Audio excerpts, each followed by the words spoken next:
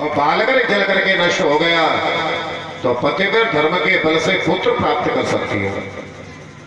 तो इसने निश्चित किया मेरा पुत्र भले ही समाप्त हो जाए पर मैं अपने धर्म को नष्ट नहीं होने दूंगी। इतना निश्चित किया कि वो बालक हवन कुंड की दहकती हुई अग्नि में गिर पड़ा।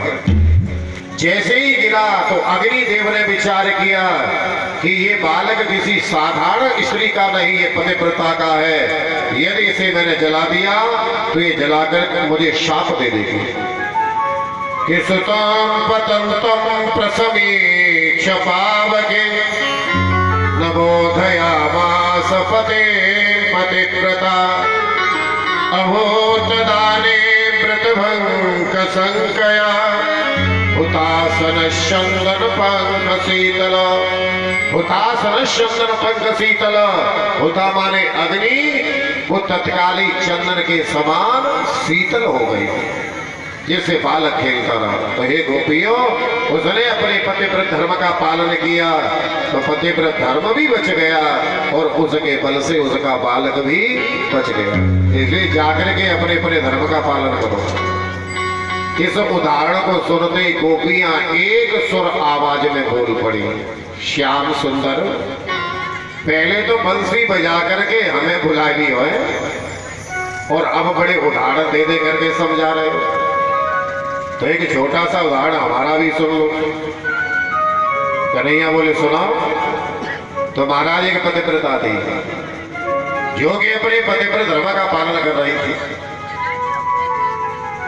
एक दिन उसका पति कहने लगा देवी किसी कार्य से मुझे बाहर जाना है।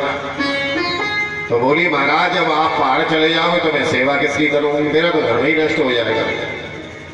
तो उन्होंने एक मिट्टी का पुतला बनाया और वो मिट्टी का पुतला बना करके अपनी पत्नी को दे दिया। कहा देवी जिस भाव से तुम मेरी पूजा करती हो इसी भाव से इसकी पूजा करती रहना, तुम्हारा धर्म बचा रहेगा। और देके चले गए। एक दिन वो उस मिट्टी के पुतले की पूजा कर रही थी। उसी समय पर सच्चे पति आ गए। घर का दरवाजा बंद था। आवाज लगाई देवी दरवाजा खोलो। अब ये महाराज उस मिट्टी की पुतले की पूजा कर रही है।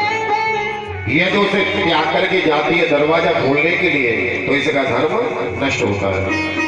ये तो मिट्टी के पुतले की पूजा करती रहेगी तो सच्चे पति दरवाजे पर खड़े हुए हैं, फिर से भी इसका धर्म नष्ट हो रहा है। तो इसको क्या करना चाहिए? भगवान बोले गोपियों इसमें विचार करने की क्या बात है। अरे जब सच्चा पति दरवाजे पर खड़ा हुआ है तो मिट्टी के पुतले की पूजा करने से कोई लाभ नहीं। अब इसका धर्म यही है कि मिट्टी की प्रतिमा की पूजा छोड़ दे और दौड़ के घर के दरवाजे को खोले और सच्चे पति की पूजा में लग जाए। यही इसका धर्म है। सभी गोपियों ने सुनते ही इन्होंने झट से महाराज ताली बजा दी। श्याम सुंदर आपके ही मुख से निर्णय हो गया, मेरे मुख से। हाँ, जिन्हें हम त्याग करके आई है, जिन्हें हम छोड़ करके आई है, वो तो मिट्टी का एक पुतला है और सच्चे जगतपति तो आप हैं। और जब सच्चे जगतपति आपको हमने प्राप्त कर लिया तो भला फिर मिट्टी के पुतलों की पूजा क्यों करें? इन गोपियों की वाणी को सुनते ही भगवान प्रसन्न हो गए। बस यही तो जानना चाह रहे थे कि इन गोपियों का ये मन कहीं सांसारिक वासनाओं में आसक्त तो नहीं है, परंतु ये गोपियां तो इससे बहुत परे थी।